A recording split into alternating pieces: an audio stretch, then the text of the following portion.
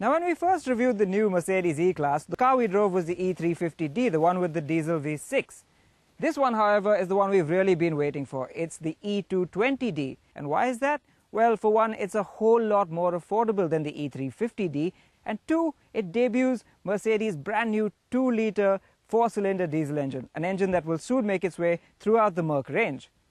Well, the car has just been launched and we've got a chance to get behind the wheel.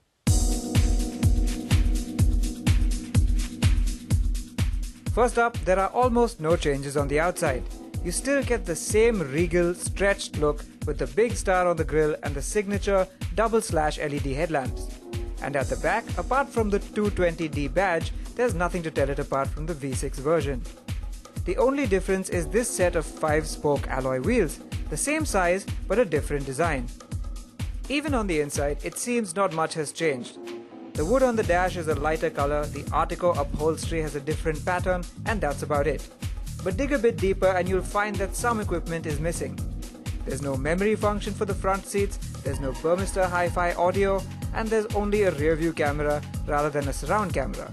However, you still get the panoramic sunroof, Apple CarPlay and Android Auto, and of course that incredibly spacious and comfortable back seat with the pillow headrest and the reclining backrests. But that's all on the surface. Let's find out what's under the skin.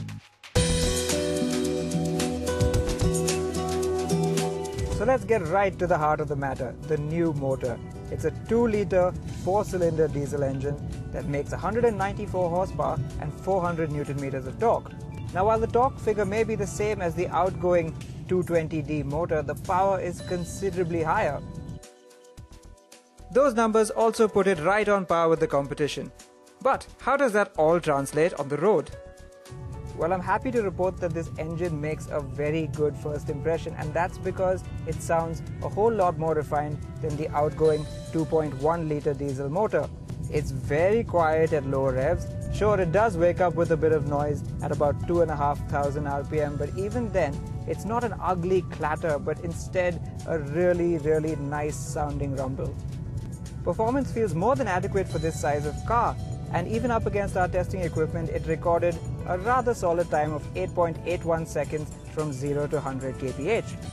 Yes, that time makes it about 1.8 seconds slower than the V6-powered 350D, but when it comes to kickdown acceleration for overtaking, the two are much closer.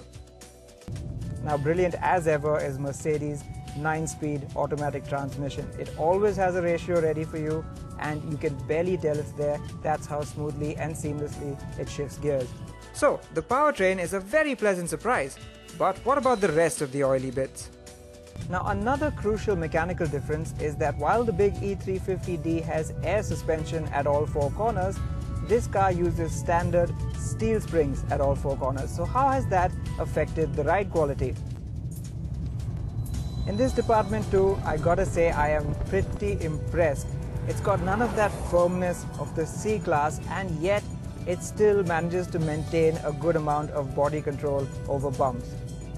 Sure, it lacks that pillowy, soft, magic carpet ride that you get with the air suspension, but the flip side is that you don't get any of that float over undulations and at high speeds, so really it's a very good compromise. The rear suspension is a bit softer than the front, and that means the CEO might get moved around a bit more than his chauffeur. No air suspension also means no adjustable dampers, and you can't raise the car at the touch of a button for a speed bump.